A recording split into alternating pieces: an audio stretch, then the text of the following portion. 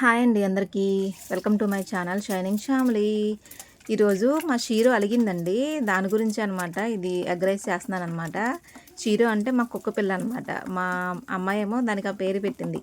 షింగ్షాన్ వస్తుంది కదా, షింగ్షాన్ వాళ్ళ కుక్క పేరు షీరో అంట. ఆ పేరు తీసుకొచ్చి మా కుక్కకు పెట్టిందనమాట. అయితే మధ్యాహ్నం పెరుగన్నం పెడితే ఏమైందంటే నేను తిన్నా చెయ్యి అవతల పో అన్నట్టుగా నా వైపు చూసింది అది, మా కుక్క పిల్ల. మా అమ్మేమో ఈ పూట తినమ్మా, ఈ పూట తినమ్మా, సాయంత్రం కోడిగుడ్డు వేస్తానమ్మా అని చెప్తే అప్పుడు తిందనమాట అది.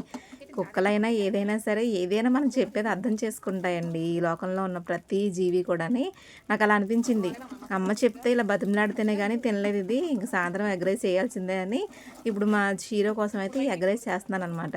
అవి కూడా మనకు మళ్ళీనే కదా, రుచులు వాటికి కూడా తెలియాలి కదా.